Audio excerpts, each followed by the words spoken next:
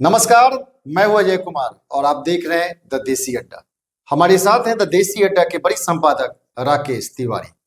देखिए, बिहार के 4 विधानसभा के उपचुनाव में लगभग इंडिया और एनडीए दोनों ने अपने प्रत्याशियों के नाम की घोषणा कर चुकी है और सभी पार्टियां कमर कस चुकी है। लेकिन देखा जा रहा है कि सभी पार्टियां परिवारवाद से ऊपर नहीं उठ रही है और कहीं ना कहीं चारों सीटों पर परिवार के लोग ही शामिल हैं। तो क्या बनता है इन चारों सीटों का समीकरण और परिवारवाद एक बार फिर किस तरह से हावी है? आज इसी विषय पर हम चर्चा करेंगे अपने संपादक राकेश तिवारी से। तो आइए जान लेते हैं पूरा समीकरण। राकेश जी नमस्कार। धन्यवाद आपको। परिवारवाद पे हल्ला बोलने वाली पार्टियां, क्या आपको लगता है कि एक बार फिर से सब परिवारवाद में संलिप्त हो चुके हैं? देखिए, बिहार के जो 4 उपचुनाव है, यहाँ जो प्रत्याशी आए हैं, आप उन पर यदि नजर डालेंगे तो कोई भी पार्टी हो वो कहीं ना कहीं से परिवारवाद से ग्रसित दिख रही है। कहीं ना कहीं किसी न किसी सीट पर वो परिवार के लोगों को ही चुनाव मैदान में उतारा गया है। कहीं बहू है तो कहीं बेटा है तो कहीं भाई है तो कहीं भतीजा है। मामला पूरी तरह से इसी तरह का है। अब जैसे देखिए, सबसे पहले हम बात कर लेते हैं तरारी सीट की। तरारी जो भूमिहार बहुल इलाका है, जहां से बीजेपी ने विशाल प्रशांत को चुनावी मैदान में उतारा है और इंडिया ने राजू यादव को चुनावी मैदान में उतारा है। राजू यादव माले के उम्मीदवार हैं इंडिया गठबंधन के तरफ से, वो चुनावी मैदान में है। तीसरा जो प्रशांत किशोर ने जिस प्रत्याशी को उतारा था, retired lieutenant colonel SK Singh, वो अब चुनाव नहीं लड़ पाएंगे। तो अब प्रशांत किशोर को भी यहाँ प्रत्याशी देना है। लेफ्टिनेंट जनरल एसके सिंह इसलिए चुनाव नहीं लड़ पाएंगे कि उनका मतदाता सूची में बिहार के किसी भी कोने में नाम नहीं है और आचार संहिता लागू हो चुका है। तो जब नाम नहीं है तो वो ऐसी परिस्थिति में चुनाव नहीं लड़ेंगे, क्योंकि ये कानूनी रूप से कानून ये कहता है कि यदि आपको विधानसभा का चुनाव लड़ना है जिस राज्य से और तो उस राज्य में किसी न किसी विधानसभा में वोटर होना चाहिए। जबकि एसके सिंह जो है वो नोएडा में वोटर है, उनके मतदाता सूची नोएडा में। तो लोकसभा का चुनाव तो कहीं भी देश में रहे तो वो चुनाव लड़ सकता है। विधानसभा के लिए राज्य में आना पड़ेगा। तो ऐसी परिस्थिति में वहां से उनको चेंज करना पड़ेगा। अब बात आती है कि तरारी में, तो एसके सिंह के चुनावी मैदान में हटने के बाद अब तरारी का पूरा समीकरण बदल गया है एक बार फिर, क्योंकि यहाँ से भाजपा ने सतीश यादव को चुनावी मैदान में उतार दिया। अब सतीश यादव बीएसपी के कैंडिडेट हो गए, आपको माले के कैंडिडेट राजू यादव हो गए और विशाल प्रशांत जो है वो बीजेपी के कैंडिडेट हैं। आपको मालूम है विशाल प्रशांत सुनील पांडे के बेटे हैं, बाहुबली सुनील पांडे, जो यहाँ से 10 में विधायक थे। उसके पहले जब ये क्षेत्र पीरो हुआ करता था तब भी वो यहाँ से विधायक चुने गए थे। 15 का जब चुनाव आया तो विशाल प्रशांत की मां गीता पांडे यहाँ से चुनाव लड़ी थी और महज 420 वोटों के अंतर से वो हारी थी। फिर जब 20 का चुनाव आया तो वो सुदामा प्रसाद से सुनील पांडे निर्दलीय प्रत्याशी के तौर पर चुनावी मैदान में उतर गए थे, क्योंकि ये सीट जो है वो बीजेपी को चला गया था बंटवारे में। तो सिटिंग ये विधायक का चुनाव प्रशांत किशोर तो ये सुनील पांडे जो है वो निर्दलीय प्रत्याशी के तौर पर चुनावी मैदान में उतरे और दूसरे स्थान पर चले गए। महज 11,000 से कुछ अधिक वोटों से चुनाव वो हारे थे। तीसरे नंबर पर बीजेपी के प्रत्याशी थे बहुत कम वोटों के साथ। तो अब देखा जाए तो इस स्थिति में सुनील पांडे के पुत्र अब चुनावी मैदान में है, तो एक उनका इस तरारी क्षेत्र में दबदबा है।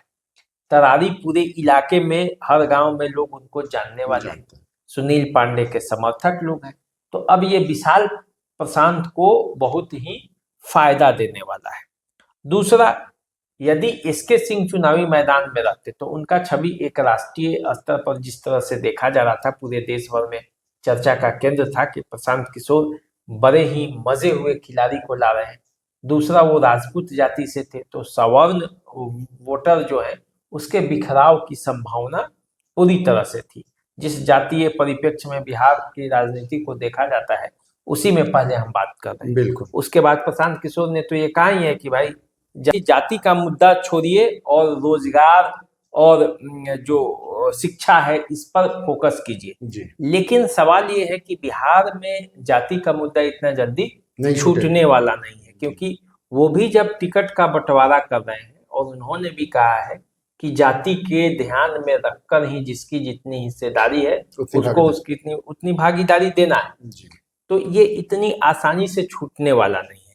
लेकिन तरारी का जो चुनाव है उसमें अब जब एसके सिंह नहीं होंगे, तब प्रशांत किशोर के लिए भी लड़ना, एक अलग कैंडिडेट खोजना, पहला दाव ही यदि किसी का चूक जाता है, पहला जो प्रहार है वही चूक गया, तो फिर मनोबल कार्यकर्ताओं का भी थोड़ा टूटता है और पार्टी के का तो अब जो एक छवि लेकर पूरे देश में जा रहा था उसमें तो धक्का लगेगा ही कि कैसे आप लोगों ने सिलेक्शन किया कि आपको पता ही नहीं है कि चुनाव कैसे लड़ा जाता है, मतदाता सूची में नाम होना चाहिए कि नहीं, तो ये भी यदि आप नहीं देखते हैं तो इसका मतलब कि राजनीति के कच्चे खिलाड़ी हैं। First impression is last impression. चुनाव लड़ाना जानते हैं, लड़ने में आपको यही उन पर आरोप भी लगता रहा है। बिल्कुल।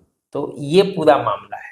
तो लेकिन अब देखिए तरारी में विशाल प्रशांत, राजू यादव के बीच सतीश यादव जो घुस गए हैं, तो इसलिए अब जो है सुनील पांडे को हर दाव खेलने के लिए आसान हो गया है। एसके सिंह के आने के बाद तरारी का समीकरण बदल गया था और हवा बदल रहा था। बिल्कुल। और ये सुनील पांडे को बड़ा मुसीबत में डाल रहा था। लेकिन अब एक तो फर्स्ट प्रहार ही चूक गया जी। तो वो जैसे प्रहार चूका उसके बाद इधर सतीश यादव भी खड़े हो गए हैं। तो बीएसपी के साथ यदि यादव मतों में थोड़ा सा भी बंटवारा होता है तो उसका नुकसान जो है वो राजू यादव को होगा। तो फिर पिछले चुनाव में भी बहुत ज्यादा वोटों से हारे नहीं थे सुनील पांडे, उसके पहले भी वही स्थिति थी। तो अब बीजेपी तब साथ नहीं थी, तब 11,000, अब बीजेपी साथ में है। बीजेपी को पिछले चुनाव में 28,000 के आसपास वोट आया था। तो यदि उस समीकरण को मिला दिया जाए तो देखा जाएगा तो बड़ा लड़ाई दिलचस्प होने जा रही है। जीत की संभावना उनकी बढ़ती हुई दिख रही है। और चुनाव उपचुनाव है, सरकार भी उनका है, तो उपचुनाव तो माना ही जाता है सरकारों का। लेकिन फिर भी अब देखिए फाइट तो बिना फाइट का तो कोई सवाल ही नहीं है। वो सीपीएम का वो सीट है, वहां से सुदामा प्रसाद जीते हुए विधायक हैं और वहीं पे राजू यादव जा रहे हैं। तो दो बार के वहां से वो कैंडिडेट जीता है, उसका आधार वोट भी है। इसमें कोई दो राय नहीं है कि लड़ाई वहां कांटे की होगी। अब देखिए आ जाइए रामगढ़ की जरा बात करते हैं। रामगढ़ में अजीत कुमार सिंह है आरजेडी के प्रत्याशी। ये जगदानंद सिंह के पुत्र हैं, सुधाकर सिंह के भाई हैं। सुधाकर सिंह इसके पहले यहाँ विधायक थे, अब बक्सर से सांसद हो चुके हैं, तो इसलिए ये सीट खाली हुई है। उनके जगह पे अजीत कुमार सिंह चुनावी मैदान में उतर रहे हैं। तो अब ये देखिए कि पूरी तरह से परिवार वाला मामला है। यहाँ पे पिछले बार जो चुनावी मैदान में उतरे थे अशोक सिंह, वो जो अशोक कुमार सिंह जो है वो बीजेपी के यहाँ फिर से उम्मीदवार बनाए गए हैं। बड़ी मामूली वोटों के अंतर से वो हारे थे, वहां से कोई बहुत जीत का अंतर ज्यादा नहीं था, 500 से कम ही के आस था जीत हार का अंतर। बिहार के जो 10 बड़ी कठिन मुकाबला था उसमें से एक रामगढ़ था। बिल्कुल। तो रामगढ़ पे अब जो है वो अशोक सिंह और अजीत सिंह के बीच कांटे की टक्कर है, सीधा मुकाबला है जी। और इस सीट पर रामगढ़ से देखिए कौन से उम्मीदवार प्रशांत किशोर उतार रहे हैं, उसके बाद मामला और क्लियर हो जाएगा। अब देखिए बेलागंज जो है, बेलागंज एक बहुत ही महत्वपूर्ण सीट है, क्योंकि ये सीट सुरेंद्र यादव की, मतलब एक तरह से समझिए कि पूरा होल्ड वाला सीट है। लगातार यहाँ से 8-9 बार विधायक हो रहे हैं एग्जैक्ट मुझे ध्यान में नहीं आ रहा है, लेकिन आधा दर्जन से अधिक बार यहाँ से वो विधायक रहे। जी। इसी से आप अंदाजा तो ये लगा उनकी सीट बड़ी प्रतिष्ठा वाली सीट होगी। प्रतिष्ठा वाली सीट होगी, यहीं से वो विधायक होते रहे हैं जी। और जहानाबाद के अभी सांसद बन गए हैं।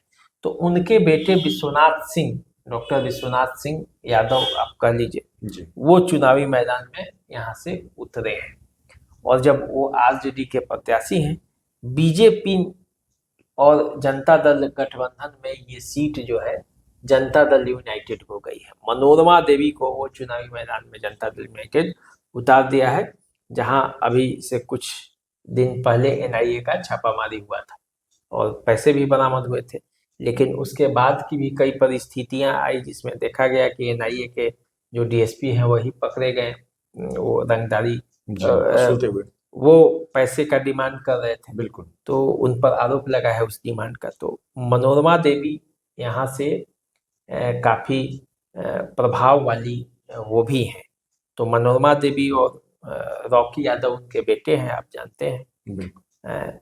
तो पूरा मामला जो है बेलागंज का कांटे का मुकाबला है, दो यादवों के बीच यहाँ लड़ाई होती जा रही है। और यहाँ पे प्रशांत किशोर ने प्रोफेसर खिलाफत हुसैन को चुनावी मैदान में उतार दिया है। तो दो यादवों के बीच एक मुस्लिम उम्मीदवार प्रशांत किशोर का है और वो मिर्जा गालिब कॉलेज के मैथ के एचओडी रह चुके हैं। तो अब उनका पकड़ भी है क्षेत्र में। तो अब जो है वहां मुकाबला बड़ा दिलचस्प है। तो माई समीकरण ध्वस्त होता हुआ दिख रहा है। हाँ, अब माई समीकरण अंतिम में पता चलेगा। हालांकि मुस्लिम तो वोट बैंक तो उनके साथ रहना ही चाहिए, लेकिन जैसे टिकट का बंटवारा है तो मुस्लिम में भी वहाँ कई तरह का टिकट के दावेदार थे जिनमें अब नाराजगी हो सकती है। तो ये कहाँ तक भीतरघात होगा और कहाँ तक आगे बढ़ेगा मामला, ये देखना है। समय में क्या होता है राकेश जी, मुसलमानों में एकजुटता आ जाती है और जिस तरह से लोग मूव करते हैं वो एक तरफा मूव कर जाते हैं। हाँ, तो ये देखना अभी होगा कि यदि उन्हें लगेगा कि हमारा जो कैंडिडेट है वो जीत रहा है तो उनके साथ होंगे, देखेंगे कि मेरे चलते किसी दूसरे को लाभ नहीं मिल जाए। हालांकि वहाँ बीजेपी सामने नहीं है, वहाँ मनोरमा देवी सामने है। तो जनता दल यूनाइटेड की वो कैंडिडेट है। तो जनता दल यूनाइटेड के प्रति पासमानदा मुसलमानों का एक सॉफ्ट कॉर्नर होता है। तो वो अभी वहाँ देखना है कि परिस्थितियां कैसे बदलती हैं, लेकिन मुकाबला वहां भी कांटे का है। अब आइए इमामगंज की बात कर लेते हैं। इमामगंज सुरक्षित सीट है, यहाँ से जीतन राम मांझी विधायक थे। उनकी बहू संतोष सुमन की पत्नी दीपा मांझी अब यहाँ से चुनावी मैदान में है एनडीए की तरफ से। हम पार्टी को ये सीट गया है और हमने उन्हें उम्मीदवार बनाया है। और यहाँ से रोशन कुमार मांझी जो जिला परिषद के उपाध्यक्ष रहे हैं जी, उन्हें आरजेडी ने चुनावी मैदान में उतार दिया है। यहाँ से उदय नारायण चौधरी के नाम की चर्चा थी, लेकिन उसके जगह नए नाम को उतारा गया है। तो ऐसे औरंगाबाद से अभय कुशवाहा को चुनावी मैदान में उतारा गया था। तो अब देखिए, रोशन कुमार मांझी चुनावी मैदान में उतर चुके हैं आरजेडी के प्रत्याशी के तौर पर, और दीपा मांझी एनडीए के प्रत्याशी के तौर पर। और यहाँ पे जो जितेंद्र पासवान, डॉक्टर जितेंद्र पासवान, इन्हें प्रशांत किशोर की पार्टी जन सुराज ने उतार दिया है। अब डॉक्टर जितेंद्र पासवान के बारे में कहा जाता है कि कोरोना काल में वो गरीबों के बीच में वो मदद किए, वो सस्ता फीस लेते हैं, इलाज करते हैं, ग्रामीण चिकित्सक हैं, कोई बहुत बड़ी डिग्री उनके पास नहीं है, लेकिन वो लोगों की मदद करते हैं और इसीलिए उनकी पकड़ समाज के हर वर्ग के लोगों के बीच में है। और ऐसे में जब जितेंद्र पासवान दो मांझी के बीच में चुनावी मैदान में उतरे हैं तो फिर लड़ाई जो है वो इमामगंज का कठिन है। क्योंकि एक बात अंदर खाने में ये भी चल रही है कि जीतन राम मांझी और चिराग पासवान के बीच जो खटपट चल रहा है उसका भी असर यहाँ मांझी और पासवान मतदाताओं के बीच में आपको देखने को मिल सकता है। तो ऐसे में जितेंद्र पासवान इस बात को तुल दे सकते हैं और प्रशांत किशोर का उनके पास बैक सपोर्ट तो है, तो जातिगत स्तर पर भी यहाँ पे लड़ाई है। दूसरा, अभय कुशवाहा के जीत से उत्साहित आरजेडी यहाँ प्रयोग की है, और वो नए प्रयोग में फिर कितना सफल हो पाती है ये देखना बाकी है। तो ये पूरी तरह से मामला इस तरह से वो चल रहा है कि इमामगंज में जो सुरक्षित सीट है यहाँ पे पूरी तरह से समीकरण बदल जाए, और ये सीट जो हम के खाते में थी इसको आरजेडी चाहती है कि हम खींच लें, जनसुराज चाहती है कि हम खींच लें। लेकिन इन 4 सीटों का जो समीकरण है, उस समीकरण में कौन जीतेगा कौन हारेगा वो 25 तारीख तक नामांकन हो रहा है, उसके बाद चुनाव प्रचार होगा, फिर फिजा बदलेगी। क्योंकि देखिए उपचुनाव माना जाता है कि सत्ताधारी दल का होता है, लेकिन 1 साल बाद फिर चुनाव भी होने वाला है, तो लोग इसमें टेस्ट भी कर रहे हैं, ये सेमीफाइनल की तरह है। जनसुराज अपना शक्ति दिखाना चाहती है, बीजेपी जनता दल यूनाइटेड इन 4 सीटों को जीतकर अपना जो है कार्यकर्ताओं को भागीदारी भागीदारी भी बनाना चाहती है सरकार में। तो पूरा मामला यही है और यही समीकरण इन 4 सीटों का है। चलिए एक अंतिम सवाल राकेश जी, समीकरण की बात हो गई, परिवारवाद पर बात करने वाला पार्टियां कहीं ना कहीं सिर्फ बातों में रह जाती है, लेकिन जब समय आता है तो परिवार के लोगों को ही मैदान में उतार देती है। इसके बारे में आप क्या कहेंगे? देखिए निश्चित रूप से आप जैसे बीजेपी की जो 3 कैंडिडेट हैं, बीजेपी कहने का मतलब कि एनडीए का जी, तो उसमें विशाल प्रशांत ये सुनील पांडे के पुत्र हो गए जो तरारी से हैं, बेलागंज से मनोरमा देवी हैं, ये बिंदु सिंह यादव थे बाहुबली, अभी कोरोना में वो एक्सपायर कर गए, एमएलसी रह चुकी हैं। इनके पुत्र रॉकी यादव के बारे में चर्चा थी, लेकिन रॉकी यादव को न मिलकर मनोरमा देवी को मिला। तो ये भी एक तरह से देखा जाए तो पूरी तरह से परिवार में ही गया है, जो जनता दल यूनाइटेड के पुराने नेत्री रही हैं ये। और इमामगंज जहाँ से दीपा माझी जो है वो हम की के जो नेता है जीतन राम माझी, उनकी पुत्र वधू हैं, जो संतोष सुमन है उनकी पत्नी है। तो ये पूरी तरह से वहां तो 3 कैंडिडेट के बीच होड़ चल रहा था, तीनों परिवार से तो वहां तो घोर परिवारवाद है देखा जाए तो जो परिवारवाद पे जो पार्टी हल्ला बोलती है वही परिवारवाद में जब सम्मिलित हो जाएगी तो आखिर आगे क्या होगा? देखिए सब पार्टियां परिवारवाद में है। अब आरजेडी जो कैंडिडेट उतारी है वो अजीत कुमार सिंह जो उतरे हैं रामगढ़ से, वो क्या है जगदानंद सिंह राजद के अध्यक्ष हैं, वो चुनाव लड़े वहां। उसके बाद उनके बेटे सुधाकर सिंह चुनाव लड़े, वो जब जीत के एमपी बन गए तो उनके भाई चुनावी मैदान में आ गए हैं। तो अब ये परिवारवाद जो है कि नहीं, ये भी परिवारवाद है। तो अब केवल दोनों तरफ से कहानी। उसके बाद अब देखिए आप बेलागंज सुरेंद्र प्रसाद यादव विधायक वहां थे, वो जब जीत के सांसद बन गए तो अपने बेटे विश्वनाथ सिंह यादव को वो चुनावी मैदान में उतार दिया। तो ये परिवारवाद है कि नहीं। उसके बाद आप आइए राजू यादव को आप मान सकते हैं कि राजू यादव माले के कार्यकर्ता है और वो चुनावी मैदान में उतर रहे हैं। फिर रोशन कुमार माझी को भी मौका मिला है। तो देखिए पूरा समीकरण परिवारवाद सब जगह है, कहने के लिए होता है कि हाँ परिवारवाद के विरोध, और ये पार्टी जीतने वाले उम्मीदवार को चुनावी मैदान में उतारती है। जीतने का यदि गारंटी है तो वहां परिवारवाद और कुछ देखता नहीं है। तो उपचुनाव में सभी पार्टियां अपनी जीत की उम्मीद को लेकर कमर कस चुकी है और जीतने वाले उम्मीदवार को, जैसा कि राकेश जी ने कहा, पार्टियां खड़ा करती हैं और उसमें सब कुछ विलुप्त हो जाता है, चाहे वो जातिवाद हो या परिवारवाद हो। सिर्फ और सिर्फ जीत की मंशा लेकर वहां पे काम किया जाता है। तो देखिए, आप इंतजार कीजिए, चुनाव परिणाम आने के बाद ही आपको पता चलेगा किन पार्टियां को क्या पोजीशन आती है और किस तरह से पार्टियां अपने झंडे को लहराती है। तो हमें दीजिए इजाजत और इंतजार कीजिए आप एक नए अगली चर्चा के लिए राकेश तिवारी जी के साथ। तब तक के लिए नमस्कार।